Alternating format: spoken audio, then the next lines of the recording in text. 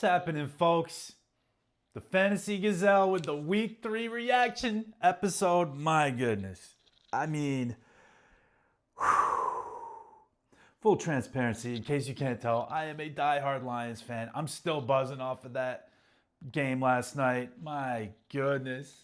Unbelievable. I'm so proud of that team. But, anyways, this is a fantasy show. I'll keep it neutral, I promise. But I'm just, if you know, you know, it's been a long ride with that team. And we all have our teams. I'm just so proud of them. What a game. What a game. My biggest reactions. You know how I'm going to do this when I break this down?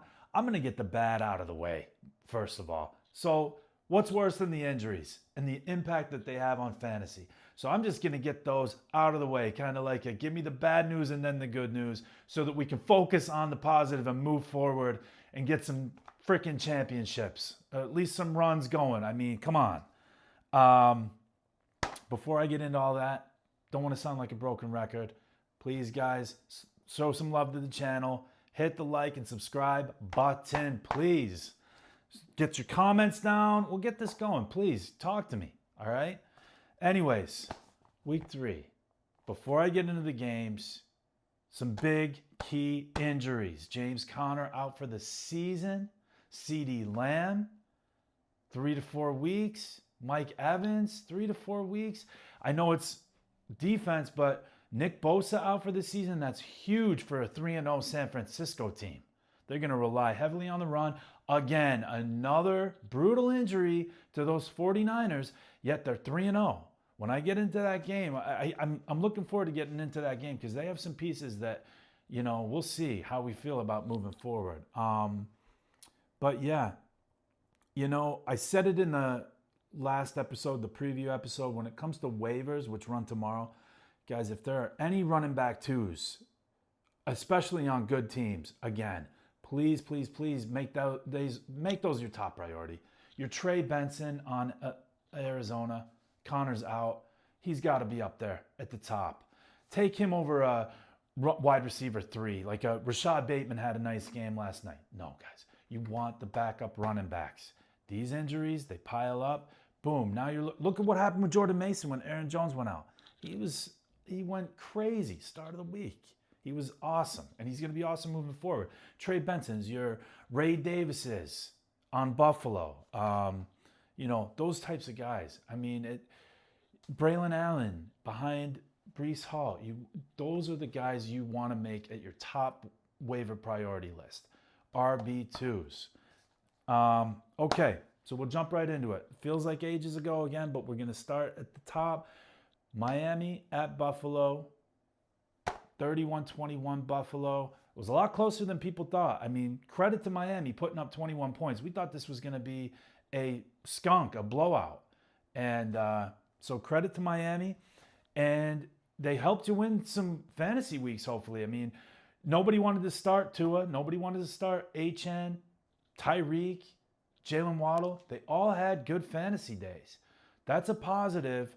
And for that sunken feeling when you have a Miami player, when it all comes together and they're not always playing at Buffalo in a primetime game, there are fantasy pieces on that team. As long as Tua's healthy, knock on wood, there are guys that can get going on that team.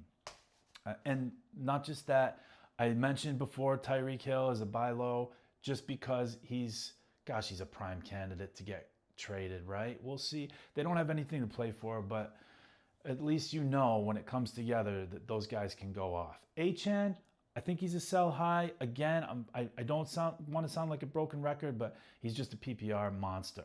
But he's not really getting in the end zone, and he just worries me injury-wise. On the other side of the ball, I mean, gosh, Josh Allen, unreal. James Cook. We thought last season was a breakout season. I thought that this was going to be... I was low on him just because he got 48% of his fantasy points last year on touchdowns. I thought that was, but he looks like a beast, a top 5 running back moving forward. Still think Buffalo, you know, NFL-wise, Super Bowl-wise, I think they need to add an offensive weapon, a serious wide receiver. Shakir had a nice PPR game. Kincaid's looking like he could break out. People were low on him, but guys, he played with an injury all last season. It's kind of under the radar, but he's having a nice start to his campaign so far. He's definitely a buy target for me in this tight end landscape if you can get him. But yeah, all in all, Buffalo, next 2 games, they're the only team. When I looked at last week going into this week, they had 3 home games in a row this week at home to New Orleans. Sorry, New Orleans. Man, that's a tough schedule they've had. But that's brutal for them. Anyways, love Buffalo moving forward, 3-0. Miami 0-3. Next game. What was this? Did anybody see this? Atlanta at Carolina? Carolina 30-0? What happened to Atlanta in this game? Michael Penix getting pulled for Kirk Cousins towards the end of the game, and it was way too late, which I don't blame the coach. You know, this is your future quarterback, but man, 30-0. I will say this, you know, like Carolina's defense went crazy. A lot of defenses went crazy. They said something like 9 defensive touchdowns were scored throughout this slate, which is like the most in, I don't know, 10, 15 years, I think I heard them say. But moving forward with Carolina, you know, it wasn't all positive for me with them. I think I would sell Chuba Hubbard. I don't know if you noticed in that game, and I know the score kind of got carried away, but Rico Dowdle, who was the starting running back last year at Dallas and I think he had a 1,000-yard season. He looked pretty good. And Chuba hasn't really had like that monster breakout PPR performance that we're all hoping for like he did last year. I think Chuba's a sell high. Dowdle's no slouch, and he didn't have anybody like him last season for competition. I love McMillan moving forward. Bryce Young was great. I was bummed about Jatavian Sanders. I'm still high on him, but he got hurt early in that game. Again, with how the tight end landscape is, I still do like him moving forward. And he might get dropped after this week, but you could do worse than him. Just monitor the health situation with him.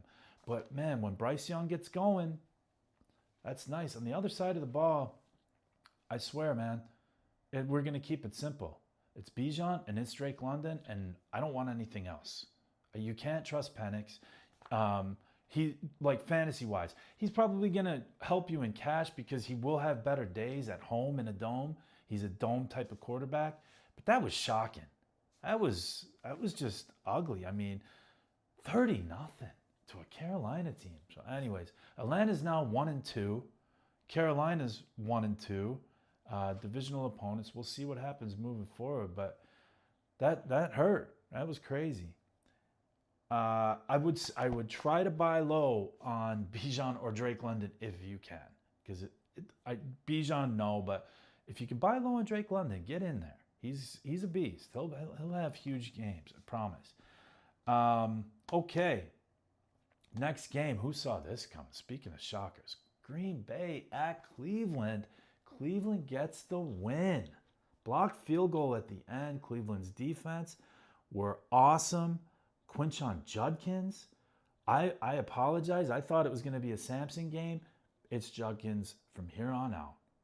He's a start every single week. He's awesome. What do you have? 10 for, what did I write down? 10 for like 98 and a touchdown, 16 and a half PPR points in his second game. Again, guys, he literally has had his first practice less than 10 days ago. He's played 2 solid games in his NFL start to his career, and really impressive. He reminds me of a bit of like a J.K. Dobbins in his prime, before all of the J.K. Dobbins injuries. He's got that same type of stature and the way that he reminds me a bit of him. And Dobbins was explosive. Ohio State boy. He was good pedigree coming out of college and just had injuries, but he's, I just see a lot of similarities in their game. Cleveland's defense, they're going to be a nice waiver priority. I know you don't want to play him at Detroit, but moving forward after that, I'm not sure who they have, but that defense is fired up. They're scary to play against. I would sell Josh Jacobs. Again, Green Bay, they're just running him up the middle. And he's dealing with injuries, and rightfully so. When you just run a guy up the middle, especially at his age. That's tough. I still like Green Bay moving forward. I thought it was kind of strange on the Red Zone channel. I'm watching the game, and I don't remember hearing Scott Hanson mention Micah Parsons one time. That will change moving forward, but that was just shocking when he's been the talk of the whole first 2 weeks. It was Micah Parsons, Micah Parsons. I don't remember hearing his name once. Same with Max Crosby in the Raiders game, which I'll get to later. But yeah, that was crazy. I like Cedric Tillman moving forward for Cleveland. They have a good enough defense to stay competitive on offense, especially with Judkins now in that run game. And then on Green Bay's side, wide receiver, what do we do? I think I want to buy Golden. They were even getting him used in the run game, which was crazy. He had like 3 carries. He's their punt returner. If he takes one to the house, you're getting points for that. He's super quick. And they're decimated at wide receiver with no Jaden Reed and no Christian Watson. Golden's a decent buy low target, I think. And then if you can buy low on Tucker Kraft, absolutely. Green Bay 2-1, Cleveland 1-2, Cleveland at Detroit next week. That's going to be a brutal game for them, but competitive. 2 great defenses. Next game, Houston. We have a problem at Jacksonville. Houston 0-3, Jacksonville 2-1, who should be 3-0, even though their offense, Trevor Lawrence, for as bad as Houston's looked at times, Trevor Lawrence, man, oh man, what do you have, 5 fantasy points? 17-10, Jacksonville home win. Nico had a great game. Nico is the only Houston Texan I want any part of. If you can sell Stroud, if somebody's still on, you got to sell him. That offensive line is terrible. They don't have a run game. Truly, they don't. It's not Woody Marks. It's not Dameon Pierce. It's not Nick Chubb. It's all Stroud to Nico. And that team moving forward, they have to get more creative with their play calling. It's just very basic. And Stroud, you need to, I don't know. I don't know. You got to get back to basics. This team's got to figure some stuff out. Get Dalton Schultz moving more. Get your other tight end, Cade Stover, going. The connection with Stroud at Ohio State. Run some get this going. Grind some clocks out and get some wins. They have Tennessee, I believe, this week at home. That should be a win for them. All right, and then they'll be 1-3 and start rolling a little bit. But it's ugly. It has been ugly. They're 0-3 and rightfully so. And Trevor Lawrence, man, that was an ugly showing from him as well. I was bummed to see Diami Brown go out. That was sucked. I played him in some cash. I'm in a lot of leagues, and I played him in a couple. I played him over Hunter in a couple of leagues, which I didn't think I would ever do, but I just, Hunter, 3 PPR points. That's a tough. You can't start him yet. You just can't. You got to wait and see. When I get into my previews for the week, I'll let you know if I think this is a Hunter game. I thought this was going to be a Hunter game. Shout out, I will say this too. Jacksonville's defense, they're a great streaming defense. Brenton Strange, really nice tight end streamer as well. So if either of those guys are on waivers, Jacksonville's division, other than Indy, who are beasts, that's... that they're going to get to play Houston again. And Jacksonville's had their defenses showed up 2 out of the 3 games. They might have even been solid in week 1. I just can't remember. And then, guys, real quick, Brian Thomas Jr., you got to sell him. Hopefully there's a believer out there. Maybe it's a package deal where it's not just him straight up. Get something sweet in return. I don't think the guy's gotten above 10 PPR points yet this season through 3 games on a 2-1 who should be 3-0 team. They're spreading it out. Lawrence, I don't know. It's super emergency alert with Brian Thomas Jr. It sucks. He was a first-round pick, but I wouldn't want anything to do with it. Next game, oh my gosh, Cincinnati at Minnesota. Speaking of Mayday, how do you start any Cincinnati Brown right now? And when you really look at it, yeah, Browning is not good. He's not the answer. But what worries me for that team and the pieces moving forward, their offensive line is so bad that, yeah, okay, go trade for Kirk Cousins. I mean, who are we talking that's available right now? A Kirk Cousins, possibly, but that's a lot of contract. Marcus Mariota, who just looked pretty decent as a fill-in for Daniels in Washington, they might want to keep him around at that cheap salary, filling in for Daniels. Who knows with that knee? And they want to stay competitive, right? So I don't think Mariota's an option. So then you go over to Kansas City. Is Gardner Minshew better than Browning? Sure. But nothing crazy, right? It's really, and then who's one other one? Malik Willis for Green Bay. You like mobility in QBs when your offensive line is broken because they can kick out when the pass rush comes, you know. And you have weapons on that team. But guys, I can't believe I'm saying this, but until further notice, until something changes, you can't really start any Cincinnati Bengal. I know it's crazy, but they go to Denver, who just came off 2 road heartbreaking losses, right? With that defense in Denver, a 1-2 Denver team that could be 3-0, just if things turn differently. You think anybody on Cincy with Jake Browning and that offensive line can get going at Denver? No chance. And I hate to say it, you know, because I don't want to be like, oh, there's the guy that in the backwards hat that said bench Chase. But guys, how do you play him right now? Surtain, okay, let's just take it week by week. This week, Patrick Surtain on Chase with a Jake Browning? No, you can't play. And it kills me. Chase Brown, running back, he was my fantasy MVP through 3 weeks. He has killed you. You can't play him. And that's he's been very inefficient with his carries. They're not really getting him going in the passing game, which sucks PPR-wise because he's a beast. They need that, but they're not doing it. But you can't play him. No chance. You can't play Browning, especially at Denver. I don't care if you're in a 4 QB league. There's no chance I'm doing it. I can't do it. But so it's just, what do? You're stuck right now. You know, unless somebody wants to go and give you something in redraft, not in dynasty. And this is a huge, huge point.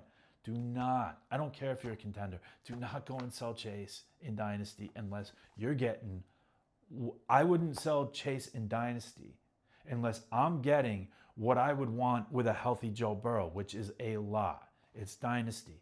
Figure it out. But don't go and blow it and sell Chase, who's still only 25 years old. He's the best. And it's dynasty. You can't freak out over this. Dynasty is different. Redraft, we're in week 4 now. I don't know how it's going to get much better moving forward. Burrow's not going to be back for this season. He might come back if Cincy somehow is competitive enough to make the playoffs, but they don't look like that at all right now. They might be sellers at the trade deadline in October. Who knows? But it's just, it sucks, but it is what it is. And it's yikes for all Cincinnati players. On the other side, Jordan Mason, start of the week. Why not? He's no Aaron Jones. Minnesota's a solid team. Their defense was lights out. Great defense, great coach. Carson Wentz stepped in, was totally fine. Again, you're not going to get the elite production out of Jefferson that you're expecting, like to just blow the doors off and win you a week like he usually is capable of doing. Not with Wentz. But Minnesota doesn't care about fantasy. They're just going to get it done however they can get it done until they figure out what's going on with McCarthy. And it's going to be conservative, and they're going to run the ball down your throat, and they're going to rely on their defense. And Mason is an absolute top 10, top 8, top 7 running back in all formats moving forward until Aaron Jones is back. He's a stud. 26 PPR points, absolute stud. Minnesota 2-1. 48-10. Yeah. And it was, and keep this in mind too. Jordan Addison is back this week after a 3-game suspension. That's huge for that team, which is going to take some pressure off of Jefferson for them to get him in the open field. So there are better days ahead. You're not selling Jefferson unless, again, you're getting something crazy. But you also have to know who you are. And that's the biggest thing in fantasy, is always knowing who you are. You never want to be middle of the pack.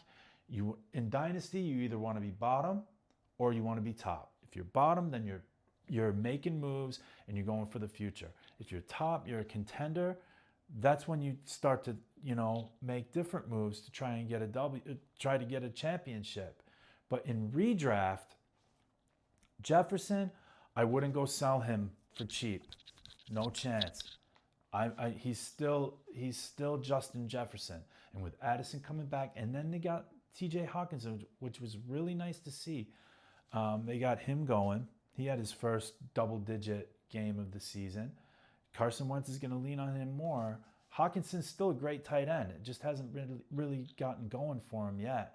But it's good to see, especially with how the tight ends are. So looking forward to seeing how Minnesota plays out the rest of this season. It's going to be interesting.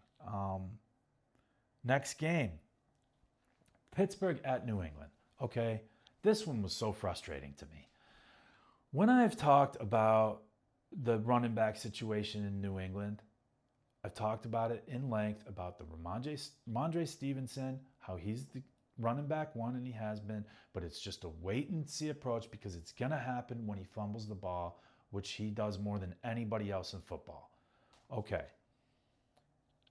I thought, guys, buy in on Henderson, because as soon as Ramondre has his fumble, which is inevitable to happen, Henderson, who they used real high draft capital on, Ohio State guy, just won a national championship. It's just a matter of time. He's going to jump in and take over. None of my thought process had anything to do with Antonio Gibson in between. Antonio Gibson, it didn't work out with him in his days in Washington because of fumbling. Guys, this is just crazy to me. So New England at home had every chance to win the game. Ramondre, 2 fumbles in the first half. So who do they bring on? Fumbly Gibson, who also fumbles the ball. 3 fumbles from those 2 running backs, and then finally they started giving Henderson the ball more. Guy, it's just so crazy to me. Moving forward, New England, please hear me. Just give Henderson all the action. Not only in 664 career touches at Ohio State in his college career, no fumbles, but the guy's also a really great pass blocker, and you need that for Drake May. Drake May's a stud. He's a mobile QB. Trevion Henderson, if there's still a chance, go get him. I like New England moving forward. They have to make that switch. You can't rely on Stevenson or Gibson. Absolutely not. And that's why you drafted Henderson that early. So I love Henderson moving forward. I love Drake May moving forward. Hunter Henry, man, oh man. I had a friend ask me, and they were sitting there, and they needed to pick up a tight end, and I recommended Jatavian Sanders, but I looked at Hunter Henry, and I almost made the call, and he went crazy. Tight end 1 on the week, 33 points. Love that moving forward. Henry is, if your tight end situation sucks, Henry, unless there's a Trey Benson, an RB2 on the team, Brian Robinson on San Francisco, Ray Davis on Buffalo, Braylon Allen on the Jets, and Rachaad White's one too, especially with the injuries that Tampa Bay's dealing with. Rachaad White and Bucky Irving, those guys both, but Rashad's, if he's on waivers, they're going to be running a lot until Evans comes back. But yeah, I love Hunter Henry. If he's on waivers, he is my tight end 1 pickup, no question about it. Anyways, so Yeah, on the other side of the ball, man, the Steelers D, huge game. They've had multiple big games. I am selling DK Metcalf and I'm selling Jaylen Warren. Jaylen Warren, I don't know. I don't call me crazy. I know Pittsburgh is 2-1. I'm just out on all their offensive weapons. I'm not excited about them. I think it's too scattered and sporadic. I'm not in on Roger. I just don't want any pieces of. I'd much rather sell pieces from Pittsburgh's offense than buy them. And if I have them, I'm selling them. If I'm not holding. You know what I'm saying? That was probably confusing, but I'm definitely not going and buying. Oh, 2-1. Oh, Pittsburgh on the road. They're going to be competitive. To be honest, in fantasy, I don't even play in leagues. I have defenses and kickers, but I know, you guys do. I know Redraft do, and even some FanDuel cash games. I love the Steelers D and their kicker the most in fantasy on that team. I know that sounds crazy, but I do. I'm just not in on the rest of the guys. Next game. Oh, the Rams at Philly. The Rams blew it. They had a huge lead, but Philly came back. I got to tell you, I cannot stand watching Philadelphia's offense. I hate it. Yeah, the tush push. And I don't know which is more frustrating. The fact that they do that play or the fact that no other teams either do it or do it successfully. I always say, okay, everybody's complaining that these guys run this play all the time. Why doesn't anybody else do it? If it was working for them. But they seem to be the only team that can pull it off. I watched somebody else, and it was a blatant, easy, offensive offsides. The center was completely jumped. The left guard jumped way before they even snapped, and it was just, but they're just. I just can't stand watching Philly's offense. They're just boring. The play calling's boring. It's nice to see A.J. Brown finally have a game because he's too good to put on your bench, but it was a rough first couple of weeks. And, so Rams, great game, or a great team, competitive team. Philly has a tough schedule. A.J. Brown will be used more and more throughout the season. But I just, I don't know. I might sell A.J. Brown after this game. I just can't. I can't get behind it. They're too sporadic again. Barkley, even though he didn't go crazy in this game, he's still a locked and loaded, top 3 RB rest of the season. He's a great in Dynasty. I mean, he's going to be awesome moving forward. He's an unbelievable player. But, I don't know. I can't stand watching them. And then on the other side of the ball, I wanted to, guys, really and truly, Puka Nacua, what he's doing, over 23, 24 points per game, all 3 games.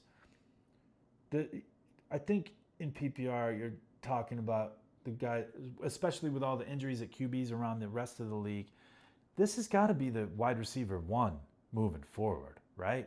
He is so reliable and consistent, and he's so good, and he's so tough, and he's just, everybody that likes football, you love Puka Nacua. The guy he's my favorite interview to watch after a game. He's just awesome. I'm a diehard Lions fan, and I know we don't need him because St. Brown plays that role. But you look around and you want guys on your team that you root for, Puka he's awesome. And to me, honestly, speaking of St. Brown, I think those are my top 2 wide receivers moving forward. I love both of them. They're so consistent. They're so great for their teams. They do the little stuff. The blocking, the toughness. They're not divas. They're just freaking football players on good teams. And coaches' dreams. I think those guys, those are my top 2 wide receivers moving forward. Just unbelievable. Kyron had a great game. He was a little slow, but they need him. They need to rely on him more. Stafford stayed in it. You got to give it. Talking about tough, that dude's tough. Seriously. But I love Puka as like a top 2 wide receiver moving forward. I mean, he's unbelievable. So in redraft, would I trade Chase for Puka right now with that situation? I would, I think. 100%, man. I mean, if you're competitive, yeah. And you could probably, who knows, maybe you could get that done just based on the Chase name. But anyways, it was tough to see the Rams blow that game. A tough environment at Philly. You had the big lead. And, yeah. But congratulations to Philly, who are, they're 3-0. Of the teams that I've mentioned so far, they're the second 3-0 team. Next to Buffalo. Next game.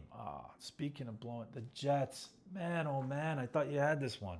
I was rooting for you guys. With Tyrod Taylor at Tampa Bay, my goodness. And credit to Taylor. He had a nice fantasy day. Over 20 points, which is better than a lot of QBs. But the story of the game is Mike Evans. You're already without Chris Godwin. Now you've lost Mike Evans 3 to 4 weeks on a 3-0 Tampa team. I mean, these injuries are crazy. Evans is a huge part of that team.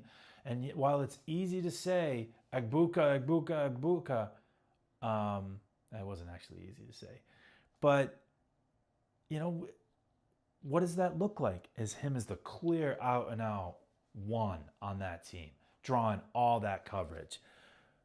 I definitely recommend picking up Sterling Shepard. 100%. He's almost guaranteed to be on waivers unless you're in super deep leagues. Pick up Sterling Shepard. No doubt about it. He's going to be the 2. He's been playing really well for them. Pick up Rachaad White. Go and make a trade for Bucky Irving. I'm telling you. Bucky hasn't gotten going yet. Nothing like he was last year. In that game, he had only like 13 fantasy PPR points. But they are going to rely heavily on that running game. Egbuka's still going to be great, but he's going to be dealing. Evans draws the top coverage. He's out for a month. It's going to be Egbuka. We'll see how that transpires. But, I mean, Egbuka is he's so good. I keep in Dynasty, I keep getting like this sort of the same type of offer where it involves me giving up Jackson Smith and Jigba and the other guy giving up Egbuka, and I look at the two and I get so excited about Egbuka, but JSN every week 19 20 plus points, and it's like, and he's the clear wide receiver 1 on his team, while Egbuka will get there, and he is for the next month. Godwin's still going to come back and under a big contract. So it's just, and I'll tell you this, I would probably sell high on Baker Mayfield right now without Evans for a month, without Godwin for whoever knows how long. I think big time emphasis on the run. Rachaad White's a huge name to pick up. I'd love to pick up Sterling Shepard as well. 3-0 Tampa Bay, though. Their third 3-0 team. On the other side of the ball, an 0-3 Jets team. They were really competitive for 2 of those 3 games. And I just, I don't know. I kind of want to sell. I think I want to recommend selling Garrett Wilson. I know every time, like I think I said to sell him last week, but that had something to do with the Fields concussion, this and that, But I just, he's a sell high. He's coming off of a good game, but man, they just don't have enough pieces to get him over the hump. He's a sell high, Like, if I could take Garrett Wilson and something decent and go and get Puka, oh my gosh, not even close. So I'm not really interested in any of the Jets' offensive pieces moving forward. I just can't. I don't know. I know I know that some guys will have good games on the Jets. Obviously, it's any given Sunday, but I don't know. I'm just not excited about it. Next game, holy cow, somebody I am excited about. The Indianapolis Colts. The 3-0 Indianapolis Colts, guys. They finally punted. They came back to life. They are human. I don't think Jonathan Taylor is, though. I think he's got a little alien in him. That guy, your RB1 in all formats for running backs. What a freaking start to the season. Oh, my goodness. I wrote down on here, buy all Colts. I want Jones. I definitely want Taylor. It'd be really interesting to see, look around. Look around at your teams. I always recommend when you look for trades, no matter what league you're in, whatever format you're in, always go to teams that are 0-3, only have that, especially start at teams that have 0 wins in redraft because it's panic. Like, what do? I got to turn this around. A month from now, I could be looking 50-50. Like, I need to make moves and hope. Like, if one of these 0-3 teams have a Taylor and you're 2-1, you're 3-0, go get Taylor. It's too good to be on an 0-3 team, and they might go, oh, but he's my only player. That's the worst thing you can do in fantasy. You need way more than just one guy. If it was up to just one guy, you wouldn't be 0-3 if you had to, you know what I mean? Like, just do the simple math with it. But people do it in every league, and I'm telling you, man, that's where I start. If I'm a competitor and I go and look around and I want to make a trade, I want to go get a stud, I want to go make a package deal where it's like, oh, you need a couple of players to get over the hump, and Taylor comes in. Now, don't go destroy your team to get Taylor because then it's a parallel move. But if you can go and do that, Taylor, the way that offense is playing, I mean, how is he not the running back one moving forward? He has to be. He looks awesome. Daniel Jones, who, it's so crazy, a month ago was just named the starting QB. Only a month ago. We're week 3 into the season. That was a battle all the way until, the middle of August. What a decision. So proud and happy for Daniel Jones and that Colts team and for Colts fans. I mean, the QB situation, it's just been dire. You guys lose your owner this summer. I mean, it's been a ride for you guys. But my goodness, how good does that look right now?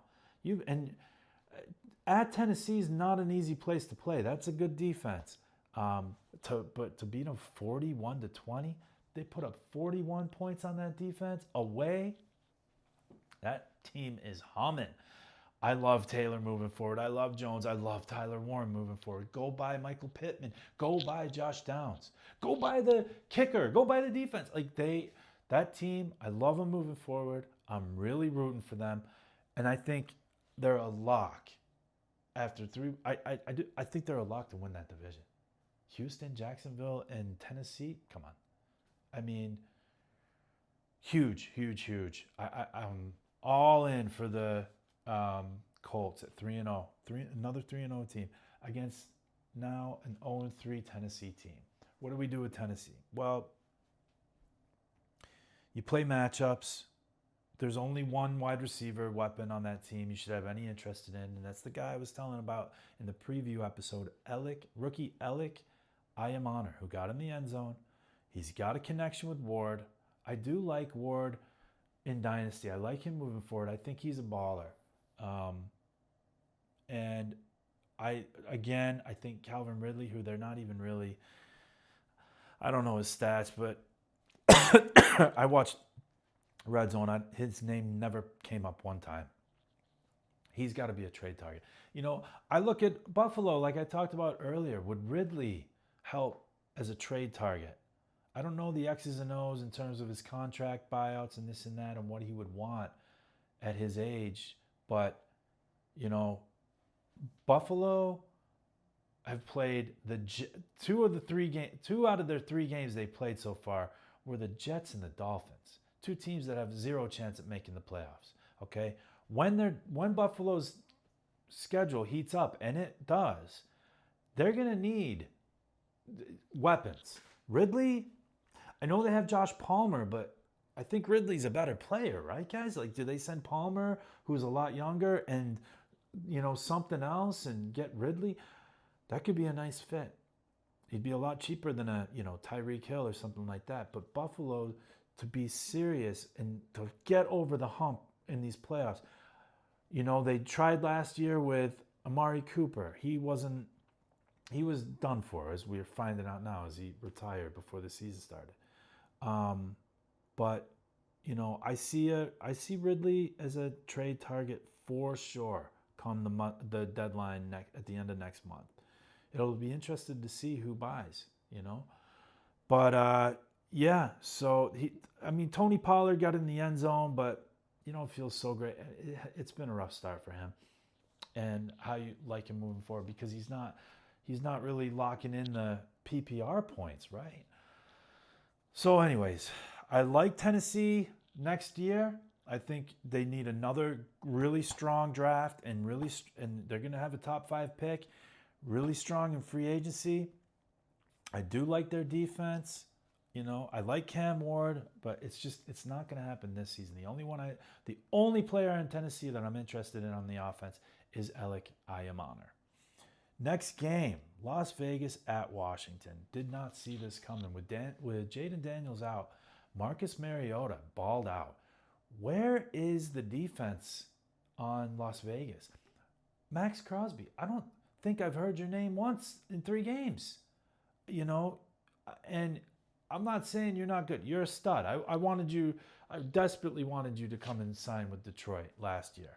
Didn't happen. That's okay. But this defense should be a lot better than it is with Max Crosby on that team.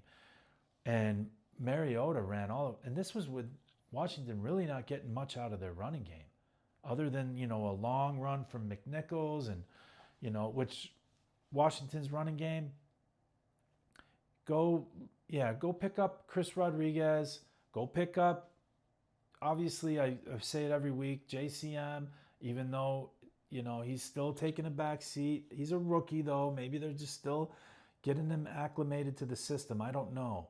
But it was interesting to see that Rodriguez got the start.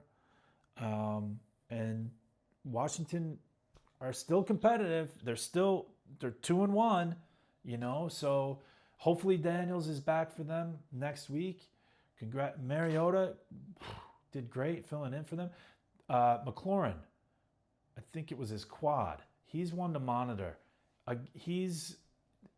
Listen, he missed the whole offseason. His body isn't ready, and he's picking up these injuries, and he's shaky.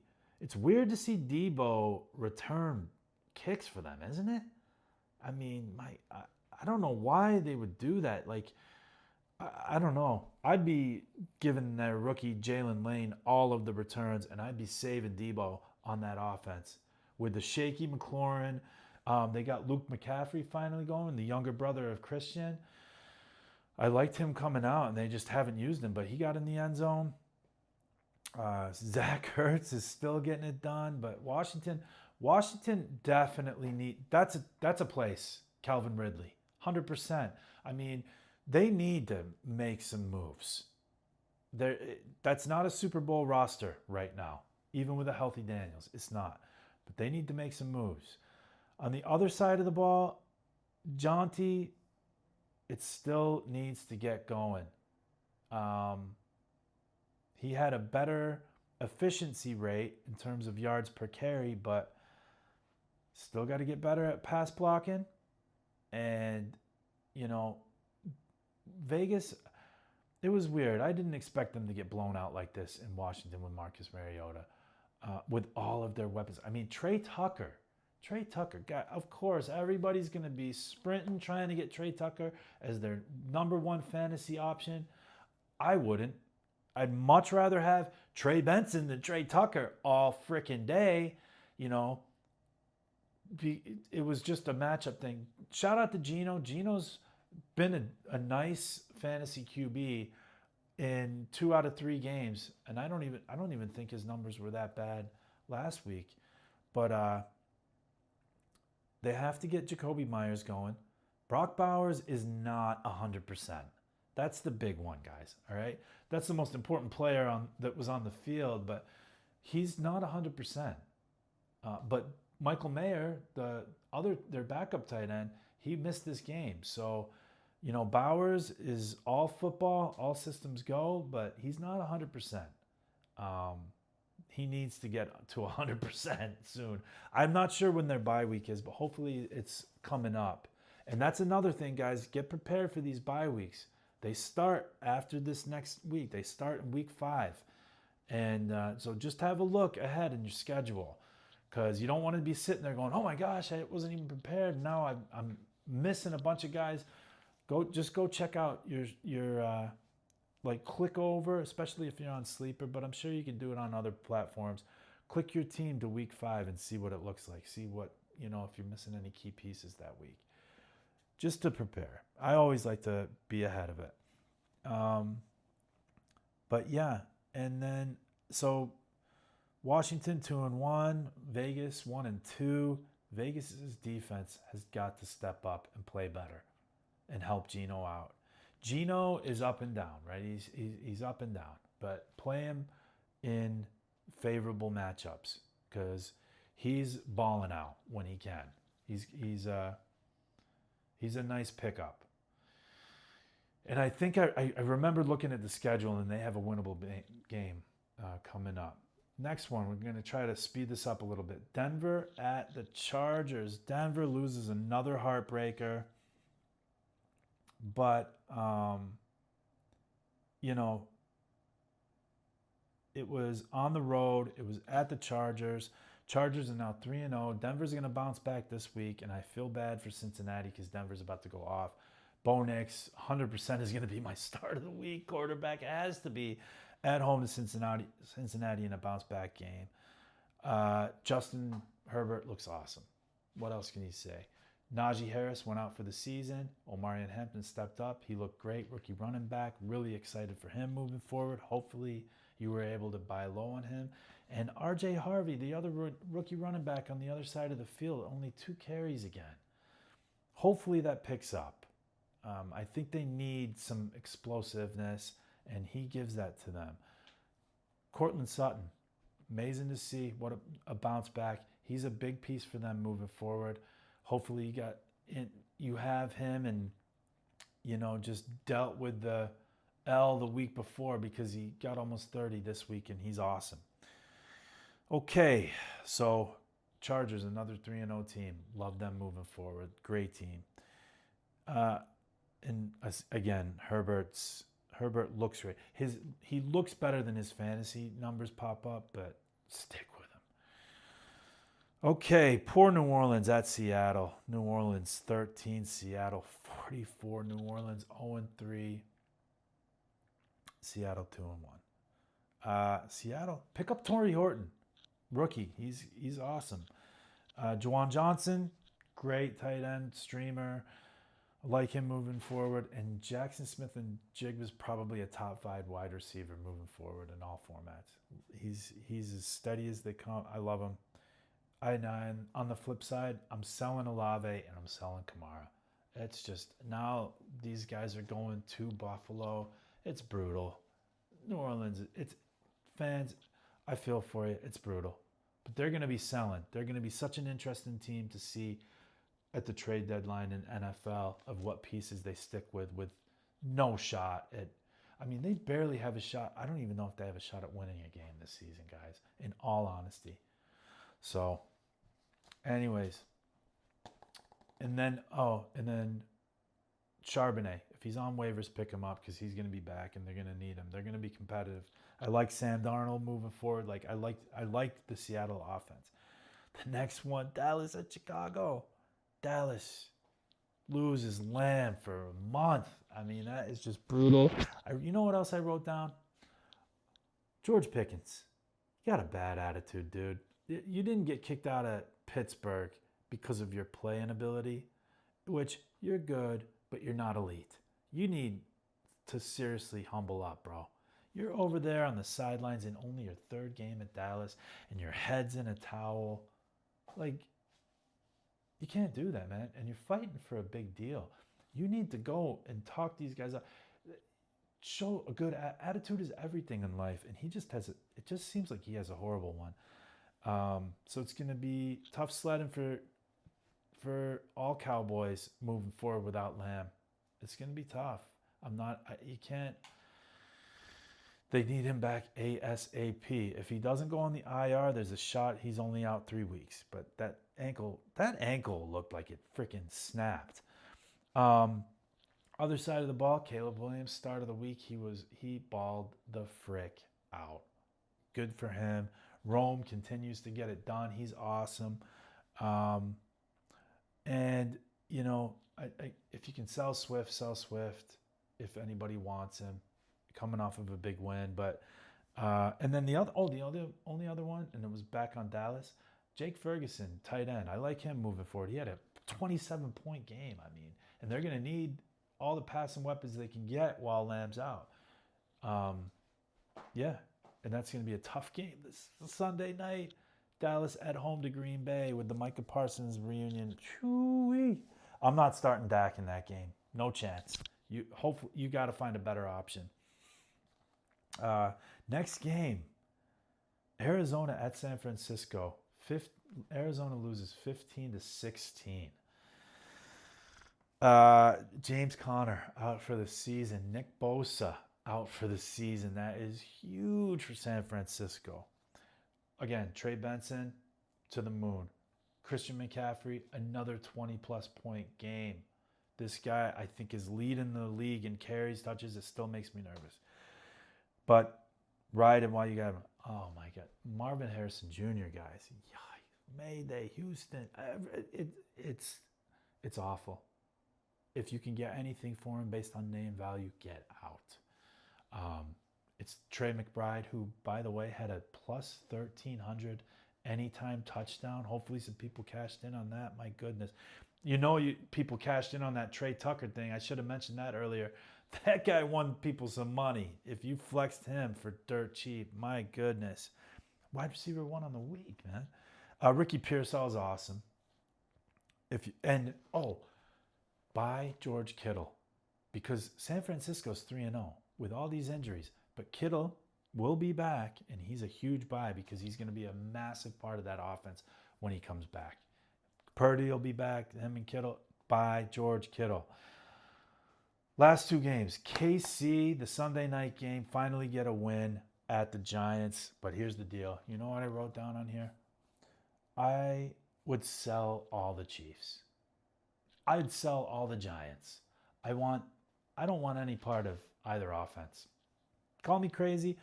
I just don't. I don't want any part of either offense. I want to sell high on whatever piece I can based on name value, based on production. I can't trust it. I don't want it in my lineup. I don't want anything to do with either running game. Oh, Scatterboo had a nice game, guys. I don't know. He's powerful. I get it, but I'm not excited about it. Try and sell high off of Scatterboo based on that good game, because it's not going to get. They're benching Russell Wilson. I'm not even going to get into that. If you watch the preview episode, I'm not getting back in on that, okay? But switching to Jackson Dart, what does that do? I'm just, the only player I'm interested in is if Rashee Rice is somehow available, he's back in a month. And then I like Wan'Dale on the other side because he's cheap, and Neighbors is super expensive. Mahomes is super expensive. I'm out. I'm not interested. But anyways, final game, the best game. Again, last but not least, I am so proud of the Lions. What a game. What a way to play. I felt terrible for Derrick Henry. If you watch the interview at the end of the game with what's going on with his fumbles, he was genuine. He was accountable. He was shook. There were no excuses. Buy low on Henry. It'll get better. And Lamar is amazing, but was sacked 7 times. How does that even happen? Shout out to Detroit's defense.